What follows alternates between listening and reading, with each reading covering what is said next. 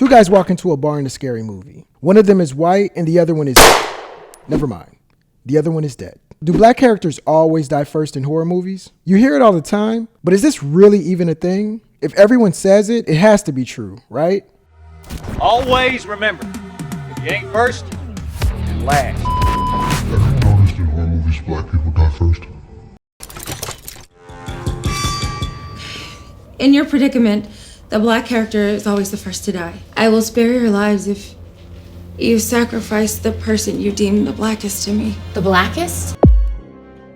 It's not the fact that everyone says it, it's the people who say it. While reviewing 1997's The Edge, notable film critic Roger Ebert, one half of the Two Thumbs Up duo, made the following claim about the movie's diverse cast member. Leaving the wife behind at the lodge, the two men and a photographer's assistant fly farther into the bush. And when the plane crashes and the pilot is killed, the three survivors are left to face the wilderness. At this point, we can easily predict the death of the assistant. He's an African American, and so falls under the brother always dies first action movie rule. So this concept isn't a random idea reported by only average moviegoers. Even reputable critics like Ebert brace themselves for the chestnut. So there is some validity to the idea that people of color rest in peace quicker than other movie characters. Who started the trend?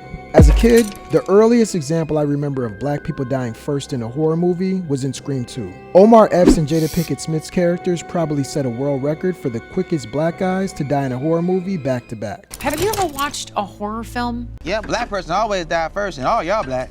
As much as viewers poke fun at black guys dying first in scary movies, you would think there would be more competition for Omar and Jada's record. However, since the birth of the genre in 1896, there's only been approximately 23 African Americans to die first in horror movies. With 23 occurrences out of 4,681 horror films, the census for minority casualties at the beginning of scary movies is a little bit more respectable than we imagined. However, just because you don't die first doesn't mean you can't die last. Folks with melanin are constantly betrayed by the horror category. In the 90s, Scream and other satirical pictures often reference the black guy dying first trope in their movies. The punchline is ushered in a new conscious subgenre of terror that jabs at the misrepresentation of black people in horror features. Before that, you'd really have to dig through archives to find black faces in meaningful roles in horror films. With the lead roles occupied by white cast members, the only parts left over for black actors were villains, victims, or in the audience.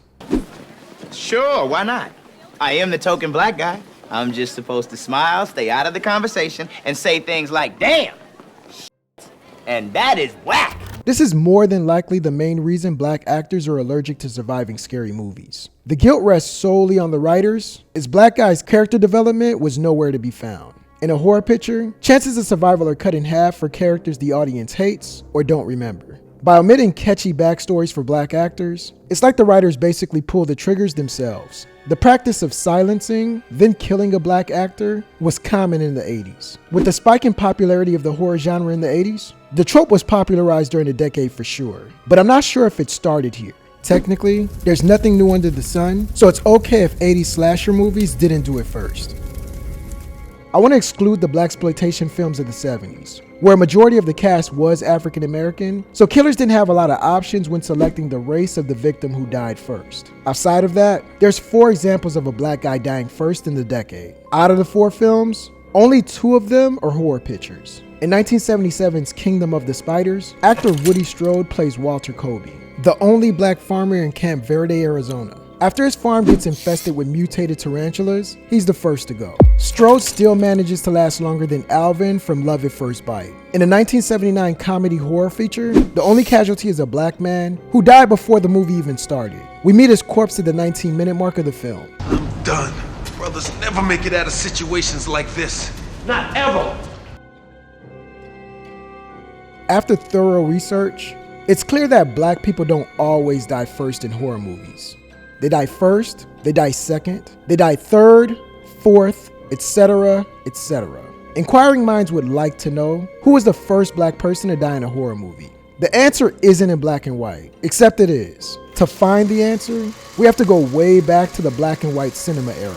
During the early 1900s, there were barely any people of color on the silver screen. In fact, if a black person was featured, they were almost always white. White actors routinely used blackface to portray black characters, so if you search back far enough, The first black people to die in movies were actually white people. Hollywood eventually opened its gates to thespians of color, and it wasn't unusual to see a black actor serve as the comic relief. Towards the back end of the period, black folks' luck began to fade. Mantan Moreland starred as the messenger in 1967's Spider Baby. He was the first to get the axe in the comedy horror motion picture, and one of the first black actors to ever die first in the movie. Key words, one of the first. If you're not first, you're last. And if you are first, you're Judge Henry Dupree. Dupree starred as Rook Griswold, the first mate to Captain Thorne Sherman and the Killer Shrews.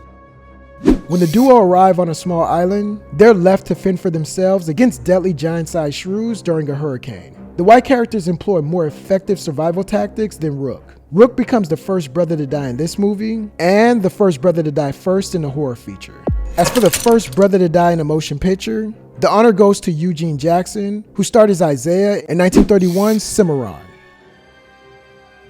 The Western is littered with racist ideas and perpetuates loads of negative black stereotypes. The only silver lining for Jackson's character is that he defied a future stereotype and managed to survive longer than 6 white characters.